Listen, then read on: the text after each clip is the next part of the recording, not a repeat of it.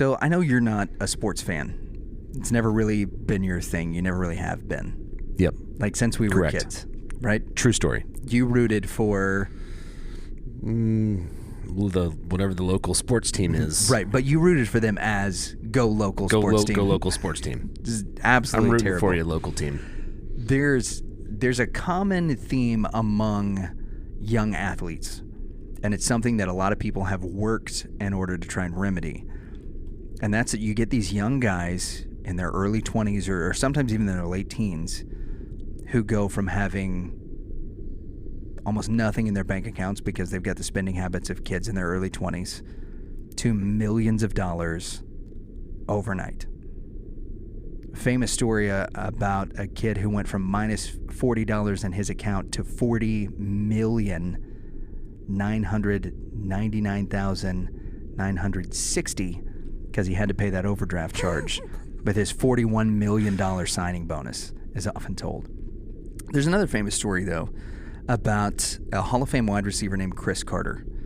Chris Carter was a wide receiver for the Minnesota Vikings during the time of Randy Moss. They worked together, played on the same team, and they were an incredible duo. But this isn't about Chris's playing career. Chris was called in a preseason meeting with a lot of these young players to talk to them about taking care of their money, about being responsible, and so on. And the reason that this particular meeting is so famous is because of one of the pieces of advice that Chris gives these young players. And it's twofold. The first is that each one of them should have an entourage. You should have people that are doing other things for you, that you pay well, your close friends. Each player should have an entourage. Mm-hmm. And the second... You're dry cleaning, right, getting groceries, just the things that you don't want to do. up. But the second piece of advice is really what got the ire up of not just a lot of the parents of the players in the room, the NFL owners, but the other players around the league. When Chris Carter told them, you also need to make sure within your entourage you have a fall guy, that there's a scapegoat, and that he knows that it's his job, that when something goes down in a nightclub, that he has the story and he takes the blame. Today in episode 4 of the Rev and Rep Investigates, as the walls are closing in on the Silk Road and the Dread Pirate Roberts, we're going to see a coordinated effort between DPR, the FBI, Homeland Security, the Secret Service, the DEA, to find somebody that can be a scapegoat. When they all find out all the investigating that they've been doing behind one another's backs, they've got to find somebody to put the collar on. What ends up happening is a 29-year-old kid ends up with 2 life sentences plus 40 years. This is episode 4 of the Rev and Rep Investigates, the untold story of Ross Ulbricht, the Silk Road, and the Dread Pirate Robert.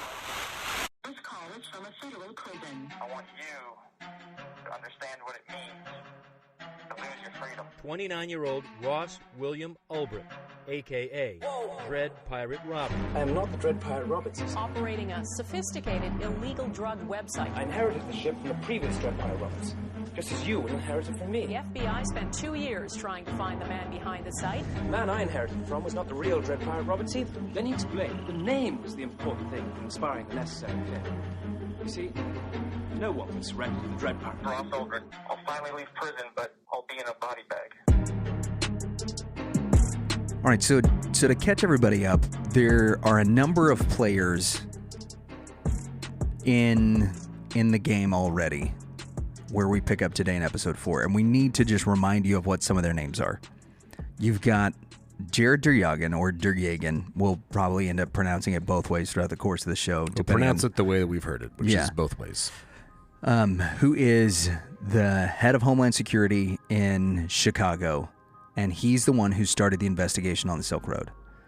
We've got Karl Mark Force, who is a DEA agent that will, at the end of all of this, it will be uncovered that he is a dirty agent. And as we talked a little bit about in the previous episode, that he has been smuggling Bitcoin, laundering them with a buddy of his, Sean Bridges. Sean Bridges is a Secret Service agent that is on loan on a joint commission with the National Security Agency, so the NSA. And the NSA is an entity that is not mentioned anywhere in the court cases outside of some accusations thrown at them for collusion. But it's important that we see that there's a connection with the NSA in this investigation and that it comes from a dirty cop. Now, Force and Bridges have been granted access via an admin password that was turned over to them in a sting operation that they carried out illegally. From Curtis Green. And they're extorting money from the Dread Pirate Roberts as they are one step ahead of him in every way, because they are feeding him information about the investigation that's going on, being headed by Duryagan. And also in cooperation with a guy named McFarland. Now, McFarland is the head of the Baltimore branch of Homeland Security. Now, our new characters from last week that are big players, we've got Richard Kay, the assistant attorney in the the assistant U.S. attorney from Baltimore, and we've got an FBI agent named Tarbles, and Tarbles is from New York. Tarbles has, as we catch ourselves up, has worked with these other organizations in order that they could find the server that was housing the Silk Road, and they end up finding it. And I'm going to let you say it because I can't say the name of the city. They end up finding it in Iceland in Reykjavik. Reykjavik. I believe the correct pronunciation is probably wrong. So it's as close as I can get. Reykjavik is Reykjavik. So the Reykjavik Metropolitan Police, according to Tarbles, have cooperated with the FBI and is going to turn over a copy of the server to the FBI for the Silk Road investigation. Now, Force and Bridges, quote, have reason to fear that any communication between themselves and DPR is now going to be accessible by Tarbles, end quote. So they're trying to cover their tracks. So there's a new group that gets brought in called the CCIPS. Now, like us, you may have never heard of the CCIPS. And I'm going to take this straight from the United States Department of Justice website, justice.gov. Have you heard of them? No, but if you hum a few bars. So the CCIPS is the Computer Crime and Intellectual Property Section. Okay. Their stated purpose, it says the Computer Crime and Intellectual Property Section pursues three overarching goals. First, to deter and disrupt computer and intellectual property crime by bringing and supporting key investigations and prosecutions. To guide the proper collection of electronic evidence by investigators and prosecutors. That is our big one that we're going to be honing in on here. And three, to provide technical and legal advice and assistance to agents and prosecutors in the United States and around the world. These guys are there specifically to talk about the gathering of information on the Silk Road, how it has been done, was it done legally, and do they have cause to proceed?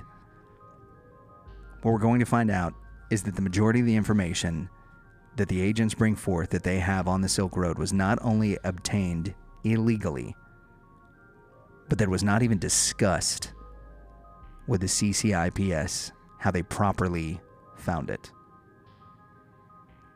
Least of all, this server in Iceland.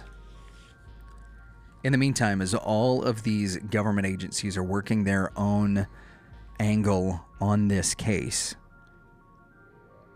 there begins to be a lot of pressure for the U.S. Attorney's Office to find DPR, the Dread Pirate Roberts, and take this site down.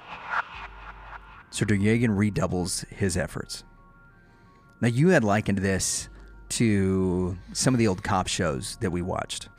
Yeah, it feels just like, Lethal Weapon. Riggs gets called into the room that he's been hounding. He knows that that the German ambassador is behind all of this, and the chief says, Riggs, I guess I'm doing what was it, Ribs and Murtaugh? Yeah, it's kind of coming off as Murtaugh, but this is Riggs. The FBI, they're taking the case over. You've had it long enough. You've got nothing. You've got no caller.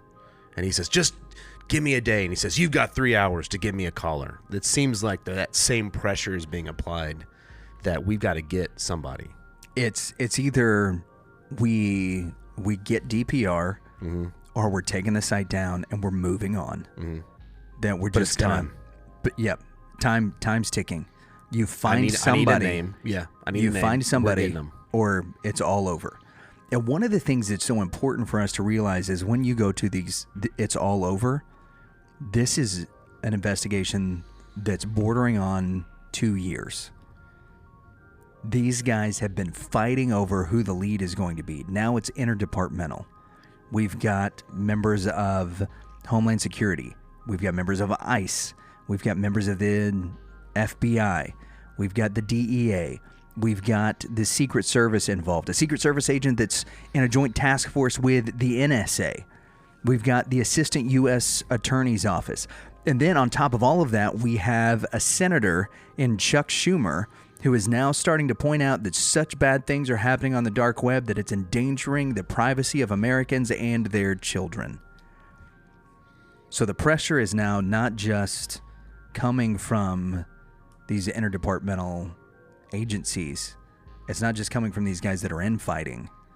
Now it's coming from Capitol Hill itself. So you could say there's a lot of visibility into this. Absolutely.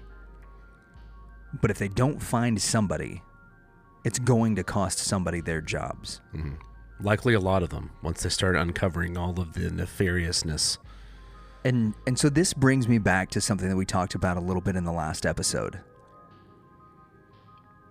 Where do the lines of justice, where do the lines of morality get blurred?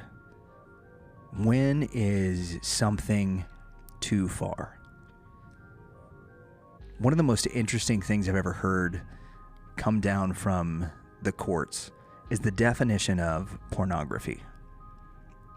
If you were to define pornography within the jurisdiction of the U.S. courts, it is defined as this. You'll know it when you see it. Yeah, it's not a definition. There is no definition for what constitutes pornographic material. You'll know it when you see it. And so I'm imagine wondering, the whole justice system being like that, just subjective. Therein, within this idea of subjectivity, we find the dark web. What's considered nefarious? What's considered a black market? Because to be honest, Craigslist, because it exists outside of taxable transactions, is a black market of sorts. The Facebook marketplace is an offshoot off of the traditional marketplace, but it is, by the strictest definition, now I'm not trying to say that Facebook is a black market in the way that we often think about it, but by the strictest definitions, because it operates outside of government oversight, is a black market. It is not a regulated market. So all of these things... It's two consenting adults that meet up to exchange goods or services, mostly goods. And so there's this point at which they're looking at this. They realize what they have, but they also realize that this is a case that's going to be a landmark case if it goes through. And so all of these people are using the most, I think probably the most horrific terms in order to define what's happening on the Silk Road and in order to define what the Silk Road is, because you build the case by making it scary. Are you suggesting that politicians are exaggerating the truth? I think the politicians are exaggerating the truth. I think the government agencies are exaggerating the truth. But all of that is happening because they want to catch DPR. They want to catch the boogeyman. They need the funding to do it. And here, the U.S. attorney is saying, catch them or we're cutting baiting. We're going to cut bait and run, which has the potential to cost these guys their jobs. And so herein brings this question of how far is too far, is what would you do to protect your livelihood? Yeah, that's a question. If everyone asks, there's probably dark answers. And it depends. Yeah. There's so many factors that are a part of that. Yeah, but to protect your family and your income. And to protect your family, to protect your income. There's a lot. If you're an ambitious person, to protect your position. Mm-hmm. Especially someone with a corrupt moral code. Or somebody that's got years and years and years invested in an agency. Mm-hmm. If you've been working for Homeland Security for 25 years and that next promotion is on the cusp, or you know that at 30, you're set for your life. retirement gets bumped up. Yeah. What are you going to do to hang on for 3 more years or 5 more years or 90 more days? You're going to push. And that's exactly what Duryagan does. He redoubles his efforts, knowing that he'd lose Karpelis if he didn't arrest him before the site was taken down. Because once the site is taken down, it's game over for the investigations. They have nothing anymore. Because what goes away with the site is all of the metadata from which the site existed. Because remember, this exists on an anonymous server. Well, now they think they've got the server in Iceland. Duryagan knows that he's got to get this guy. And so to this end, he and another Homeland Security agent create a new identity on the Silk Road forums named Mr. Wonderful.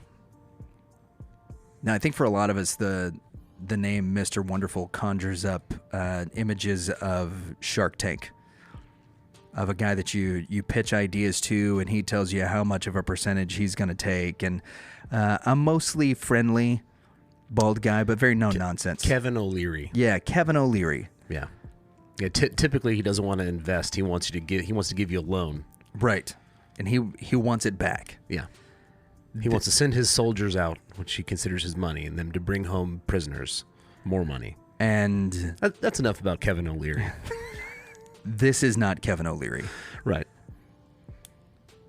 These are people with one intent and one intent only, and that is to bring in, at this point, their guy. Mm-hmm. They want DPR, the Dread Pirate Roberts. But we'll see that pretty soon the focus goes from bringing in the guy who Duryagan has always believed was Karpelis to bringing in a guy so that everybody's careers are saved and everyone gets a win. Mm-hmm. Mr. Wonderful starts to approach the forum administrators who regularly spoke with DPR. Now remember, they have all of this information because they've been monitoring this site for 2 years. They know who the admins are. They know how the site operates. They know who has DPR's ear. And even though you've got 2 agents in Sean Bridges and Carl Mark Force who are running counter to the actual operation that's happening, they are giving info to all of the agencies involved, at least enough to where they have an idea who's doing what. Soon, Mr. Wonderful makes contact with these admins. He's been trying to turn them, to get somebody to turn on the DPR, to become an informant on the inside. And one admin, named Cirrus, Cirrus, is compromised by Mr. Wonderful and recruited to, quote, cooperate against the site and the Dread Pirate Roberts. Eventually, Duryagan takes over the Cirrus account. Now remember, this is the guy that started the investigation.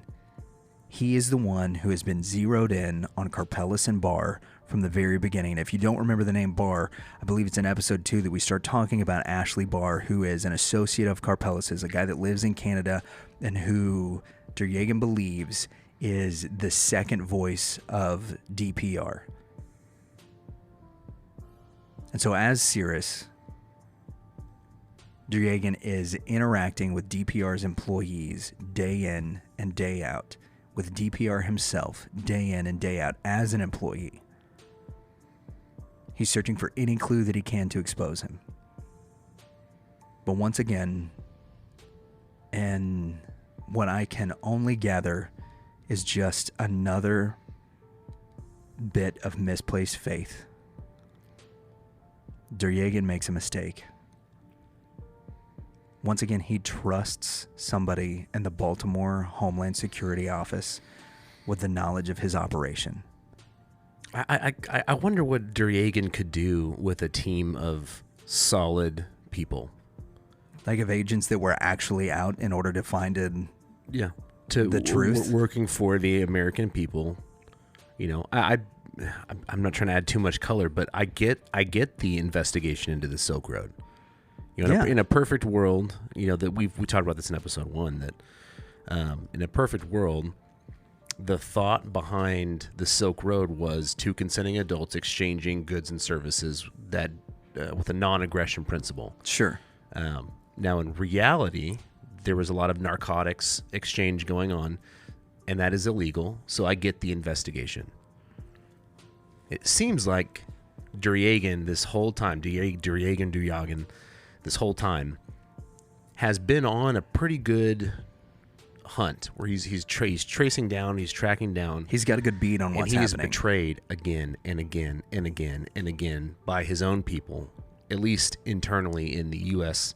justice system. And one group in particular, the Baltimore Homeland Security Office. The Baltimore Homeland Security Office has time and time and time again put a dagger in this guy's back. Mm-hmm. When they vied for control over it, when they gave his investigation over to the DEA, made copies of it to make it look like Duryagan's stuff wasn't original so that the Baltimore agencies under McFarland could run the investigation. They've been secretly meeting with Karpeles behind his back. And telling him, we're not meeting. There's no plans to meet. We're not meeting. And so once again, he trusts them and says, look, I know we're getting a lot of pressure right now. I've got this thing with a guy named Mr. Wonderful. We created Mr. Wonderful. He's turned over an admin. I've been operating as the admin day in and day out. Somebody in the Baltimore office can't stand the temptation, and they take advantage of what's going on with a scheme of their own. Now, it remains unknown if this was a single person, if this was a group of people. Names have been thrown out. It could have been Carl Mark Force, who we know was dirty. Sean Bridges, who we know was dirty. Both convicted later. Richard Kay, who has consistently gone behind the backs of all of these people, and as a matter of fact, is the one who granted the search and seizure warrant to Bridges so that he could cover his own tracks. Maybe it's one of them. Maybe it's several of them working together. Or maybe it's somebody else entirely. Either way, the name they came up with is telling. Which is not Wonderful. Mr. Wonderful is the compromised account that Duryagan has. Somebody creates another account called Not Wonderful. It's a little tongue-in-cheek. It's a little, not tongue-in-cheek, it's a little on the nose. It's very on the nose. Yeah. But what's more important about it is that we know that it was somebody within the Baltimore Homeland Security Agency. We know that it's somebody with intimate knowledge of what's happening in this investigation. And then we see this new identity, Not Wonderful, goes directly to the Dread Pirate Roberts. Provided in court documents, it said Not Wonderful, quote, told DPR he could provide real-time information and analysis regarding the federal investigation of the Silk Road and DPR. In the following months, Not Wonderful sold DPR intimate details pertaining to the investigation, including detail of Duryagan's Mr. Wonderful operation and his overtaking of the Cirrus account. Quote, there's a fixation on somehow penetrating or compromising your moderators through bribing or threatening them into providing access to a staff account, he told DPR. They seem to be under pressure to get someone of great importance to show a win for the USA. Not Wonderful then outlines the agencies going after the Dread Pirate Roberts. Quote, I'm warning you. The DEA, ICE, the Postal Inspector, the NSI, the FBI, the CIA, and the NSA are all itching to get credit for your arrest. Which, by the way, real quick, of that list, The postal inspector being in there is pretty funny to me. I don't know why. It would be like listing off the FBI, the CIA, lifeguards. So the postal inspector doesn't seem like... No, I know it's a big deal. I'm just saying it seems like everybody is out. It's one of those things, though, everybody's trying to get you. That shows you how big this case has gotten. The security guard at the mall. Like, if the postal inspector... Everybody wants a piece of DPR. Now has a part to play in this investigation. I mean, there were narcotics going through the mail system. There were. So I get it. I'm just saying it's funny to see that next to DEA and NSA, all these big, I mean they're 3 letters, but yeah, they have heavy hitters working for them. It's huge the way that this case has gone. The Army is now involved in this. The principal from your elementary school. Everybody wants a piece. Everybody is out. Everybody wants in. So they need a caller. For this information, DPR pays Not Wonderful in Bitcoins every week for ongoing updates in the investigation. According to court documents, it's never fully discovered who Not Wonderful is, but he receives a tremendous amount of money from DPR because he is delivering on his promise to give real-time information on the operation that is happening against the Silk Road and against DPR. Eventually, I think the only person that we know is not wonderful. Not wonderful. Is Duryagan. Kevin O'Leary. You think so? Yeah. Eventually, a secret meeting is held. Justin Herring, who's the Baltimore attorney or assistant U.S. attorney overseeing McFarland, we might remember him from a previous episode. He was the guy that screamed at Curtis Green, "Come on, we know you stole it. We know you did it." Right? He's also been involved in this meeting in New York. He is the one who goes to Duryagan and informs Duryagan about the meeting that Kay had with Karpelis' attorney and the plans to meet with Karpelis himself. So Duryagan is now finding out about all of the betrayals, one right after another. Once again, Duryagan told Herring that he didn't want them to pursue Karpelis or to meet with him, that it's going to damage this ongoing investigation. But by now, Duryagan has lost control, and Karpelis is already working closely with the Baltimore Office of Homeland Security. Richard Kay, quote, changed the meeting location to Guam. Now, if you don't know much about Guam, I don't. It's known as an NSA stronghold. It's got its own power grid. It's an island that is allowed to operate with near complete autonomy from everything around it. And the reason why Guam is so important to the NSA is because it's hard for them to be found at Guam. If they want to interrogate people, they can bring them in and out of Guam easily without throwing up any red flags, because they're not flying to a populated place like New York. They're not bringing somebody into LA or Baltimore or Chicago. They're not parading them through all of these different branches of these 3-letter organizations that are investigating these crimes. Instead, they're going to a place where everything they say can be seen and recorded, and yet they can get in and out with little to no notice. Duryagan continues to express deep concern over this meeting and the effects that it's going to have on his investigation against Karpelis. But Justin Herring did not appear concerned or willing to stop it.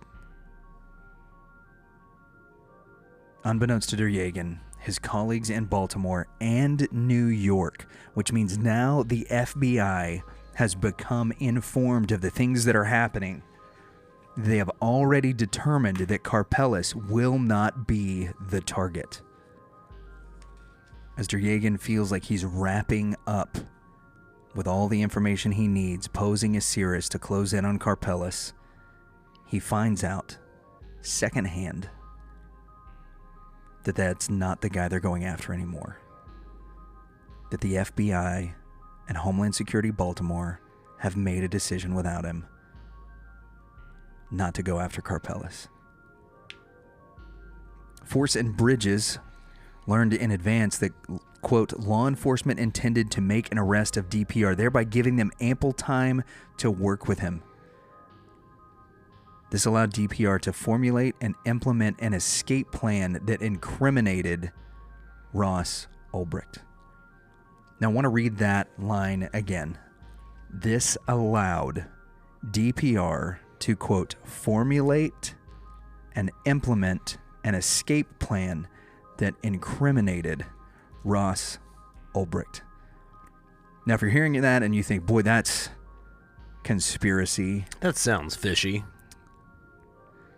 This comes from a reply memorandum of law in support of Ross's post-trial motions, and from the Carl Mark Force and Sean Bridges criminal complaints. These come not as parts of speculation, but as parts of fact that were stated and found within the court documents and the public record. This is not just something that is part of some larger conspiracy theory. These are things that are said, believed, and known to be true. Now, exactly what Mark Karpeles and Richard K. talk about is unknown. But it's believed and is established and corroborated that he offers K someone to target as DPR instead of himself in exchange for legal immunity. And that information comes from the redacted Silk Road investigation report. This was the guy, the part of the entourage that had stuck around long enough, but without consent, became the fall guy. The U.S. Attorney's Office didn't tell them that they needed the guy. They said they needed a guy. Ross was the perfect fall guy, quote, because after all, the Silk Road was his idea, and he trusted DPR enough to hand his creation over to him early on. All of this information is part of trial transcripts. It would take just 2 months after Karpeles met with Kay for the government to apprehend Ross, and as stated in court documents, with pressure mounting towards the end of 2013 because the government had access to the Silk Road servers but permitted the site to continue in operation, they seized Ross as DPR, thereby letting Karpeles escape justice and leave Ross as the wrongfully prosecuted culprit. Just as Sean Bridges had set up Curtis Green to take the fall for his theft, Ross was set up as the fall guy for the entire operation of the Silk Road and DPR, who, quote, purchased and was leaked information about the government's investigation of the Silk Road. He, quote, framed Ross to absorb the consequences. Those are part of a document filed with the court. In order to issue subpoenas and warrants and ultimately to indict Ross, the government had to prove an explanation of why he was running the Silk Road and how they found him. Now, to understand what Ross's attorneys believe happened here, we have to look at another character, a guy whose name is synonymous with betrayal. A guy whose name is synonymous with the word traitor. Edward Snowden. If you're unfamiliar with the story of Edward Snowden, Snowden is a former NSA agent who published thousands of pages of classified information, leaked them to the internet in order to allow the American people to know what was going on. And there's two schools of thought on Edward Snowden. The one school is over on one far end that says that he's a terrorist. That what he did by releasing this information was put thousands of lives of Americans and American agents at risk.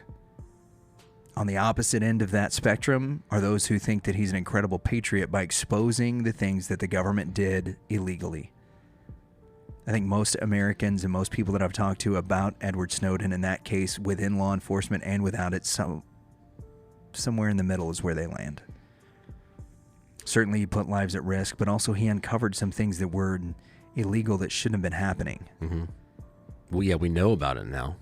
You know that these leaks happened between 2013 and 2014.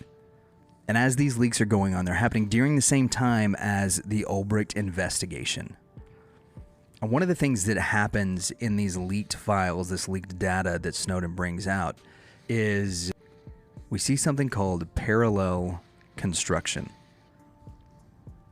And what parallel construction is, and we see this used time and time again by the NSA and the FBI, is a tactic that's used by law enforcement as a means of disguising how an investigation began. The parallel construction, to break it down into things we might understand easily, is essentially what happens in every high school relationship. That I love it so far. You're shoulder surfing. And you read your friend's text messages or your girlfriend's text messages or your boyfriend's text messages. And they say something that you don't like. But you know that if you say, I know that you're going out with so-and-so. Well, how do you know that? Oh, because I read your text messages, then you're busted. We went to church last week, right? Last Sunday. And we get home, and my wife was at home.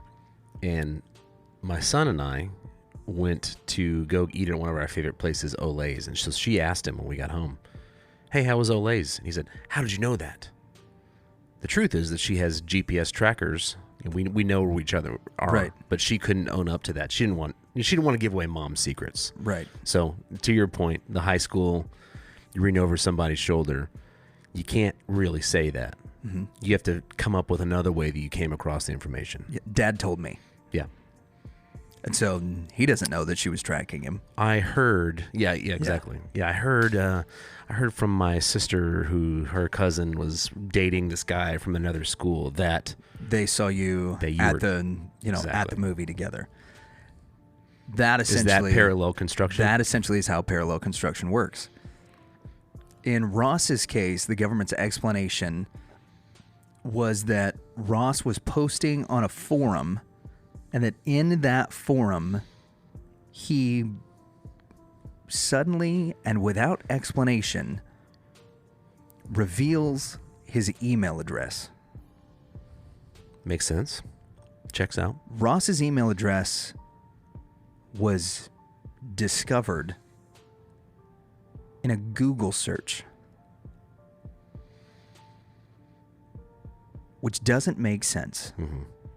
That after 2 years of investigating, infiltrating the Silk Road, having a beat on DPR, being part of the admin group, that he would make such a rookie move. That all they had to do was just Google it.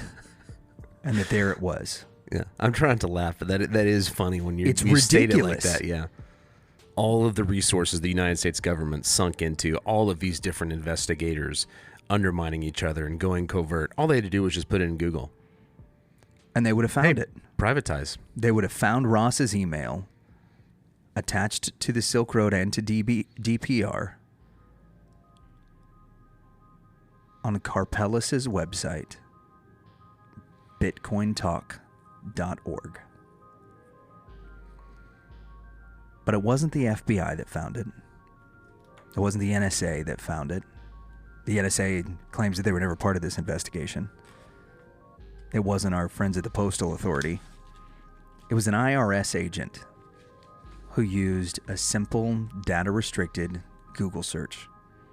Despite Duryagin's tireless and lengthy Silk Road investigation and his findings that first posting about the Silk Road did not appear until March 1st, 2011 by a user named Silk Road. After years of investigation, they can only trace it back to March 1st. Gary Alford, an IRS agent armed with a data-restricted Google search, claims he found evidence of an even earlier post. He broke the case. On January 29th of 2011 by a user named Altoid. There's a lot of stuff here that is fishy. And in the cross-examinations, the defense will probe into this. And these questions about this parallel construction come up. And when asked if the official investigation says it was March 1st of 2011, why didn't you turn this information over? It simply stated, well, I didn't know that this was an earlier thing. I would have let him know if I would have known.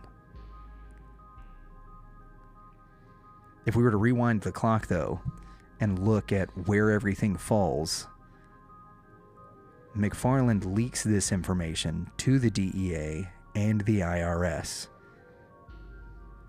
months prior, whenever he's trying to get a hold of this investigation. However, when interrogated, Alford couldn't have found this earlier post because it hadn't existed. Rather, he testified that he found a quote of this post within another user's post talking about the Silk Road. Alfred then said he found a subsequent post by Altoid dated October 11th, so this is nearly 10 months later, that appeared to be a help wanted ad for Bitcoin startup company that listed the contact information Ross Ulbricht at gmail.com. According to the government's versions of events, this post is what led them to suspect Ross Ulbricht was behind the Silk Road. However, it would have been simple for Karpeles or anyone with access to bitcoin.org to plant this information. So it's not that he actually found this post. He found somebody quoting this post. Now, it's important that we restate a couple of things here. First is that Karpeles owned several websites whose IP addresses were constantly moving. Bitcoin.org, Mt. Gox, Teletext, Mt. Gox, teletextcom.com, and the Silk Road were all based off of the very same coding and chat platform, which was unique to the style of websites that Karpeles and Ashley Barr set up.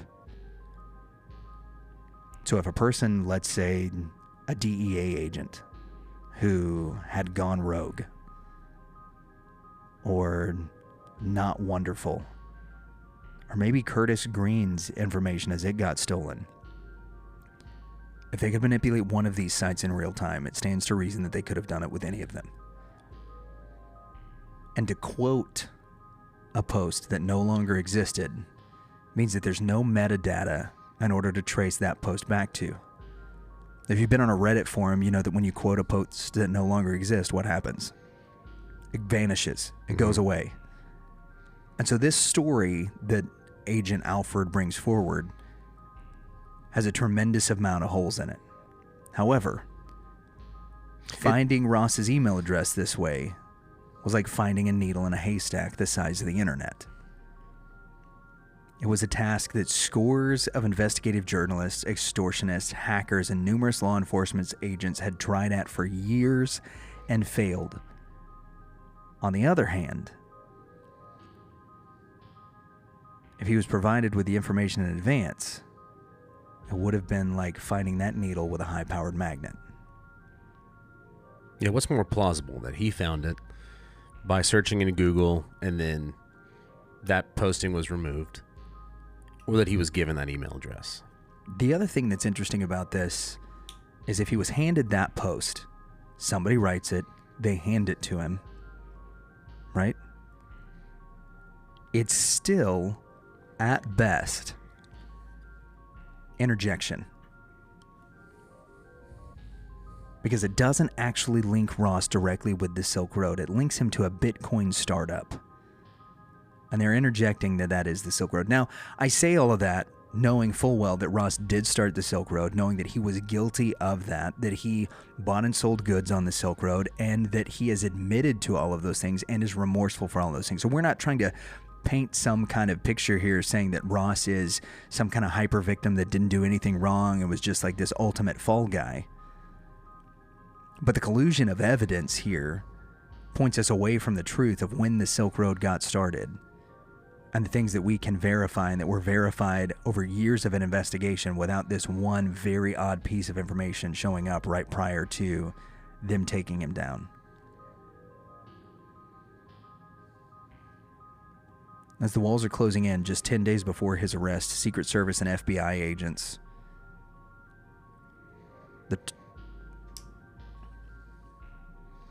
As the walls are closing in just 10 days before his arrest, Secret Service and FBI agents, the New York prosecutor, they used a combination of technologies to intercept and collect Ross's internet traffic information. These technologies fall under two categories. The first is a PIN register and the second is a trap and trace device, which collect all of the outgoing and incoming data respectively. Together they're known as a PIN trap. Turner, the New York prosecutor, first began to collect this information without a warrant. All outgoing data from Ross's email address in search of the internet protocol, the IP address being used to access the account. Now, the account is the account of the Dread Pirate Roberts. Karpeles at this point has reached out, or we say that allegedly, who Duryagan and his group felt like was Karpeles, but whoever the DPR was, whoever the Dread Pirate Roberts was, reaches out to Ross and says, hey, we need help. We need an assist. Can we count on you? And Ross obliges. He takes over some admin responsibilities to help with the site that he created. He logs into the DPR account, and this is what Turner begins to track. Turner discovers that one particular IP address being serviced by Comcast is being used consistently, so he subpoenas Comcast to reveal the home addresses of the subscriber, which turned out to be a row house in San Francisco where Ross was renting a room. Having physically located Ross with nothing more than his email address, Turner then remotely attached a pin trap to the wireless router in Ross's living room. The pin trap collected all internet traffic traveling through Ross's home router. In that traffic, he discovered the MAC address of Ross's laptop and attached a pin trap to it. And this gave him the ability to geolocate Ross and collect all his internet traffic and information, regardless of where he was worldwide. The trap literally has been set for Ross. The New York attorney never obtained a warrant for any of these searches and seizures, and Alfred's story was not nearly enough to establish the cause necessary for securing one. Instead, Turner relied on something called the third-party doctrine. Now, the third-party doctrine was established in 1979, and it says that individuals relinquish their privacy rights to phone numbers they dial because they have voluntarily given them to the phone company. For instance, when I call you, or you call me, AT&T or Verizon or T-Mobile or whoever, is obligated to turn that over to the government because I voluntarily gave them the information that I'm calling you. Now, I have no way to involuntarily give them that information. Mm-hmm. On the cell phone, star 67 doesn't exist anymore where we can go and make our calls anonymous. And if it was, you probably wouldn't answer the phone. Mm-hmm. We're hamstrung by this regulation. But it is this loophole within the law that means that every text message we send, every phone call that we make, every internet site that we access using our cell phones can be made open record to the courts through the third-party doctrine. According to Turner, government agents can secretly rummage through everyone's internet traffic information without restraint, just as he did Ross, because it is sent through an internet service provider or a third party. This is why something like Tor was so important. Mm-hmm. The reason that Ross didn't use Tor for this particular interaction is because they were tracking Ross's emails, which just went through the regular Comcast DSL line at the time. They had a pin trap device. With Ross's internet data, Turner, the New York prosecutor, was able to gather enough circumstantial evidence to suggest that Ross was logging on and off at similar times to when DPR was logging on and off. And this was enough to secure an arrest warrant. At this point, the New York office takes over. Duryagin is still the most senior and experienced Silk Road investigator. He wasn't convinced that Ross was running the Silk Road despite Alfred's story. He continued to believe that this was Karpeles that was behind it, but he already knew that 2 years and thousands of hours of investigation and time was running out because of the pressure from the U.S. Attorney and Capitol Hill. The site was going to be taken down, and they needed someone to pin it on. He also knew, because of Justin Herring, that Baltimore and New York had said it's not going to be Karpeles. Duryagin submitted an affidavit attached to his search warrant for Karpeles' emails accounts so that he could gather the evidence he needed to convict him. He swore under oath that I believe Karpeles has been involved in establishing and operating the Silk Road website. He has, quote, participated in a conspiracy to distribute narcotics in violation of U.S. state codes. Further, by operating Mount Go while knowing that a large volume of its business derives from narcotics trafficking actively conducted through the Silk Road, Karpeles has violated U.S. money laundering laws. I believe, he says as he applies for the warrant, the email accounts will contain such communications between Karpeles and the co-conspirators involved with him in committing the subject offenses.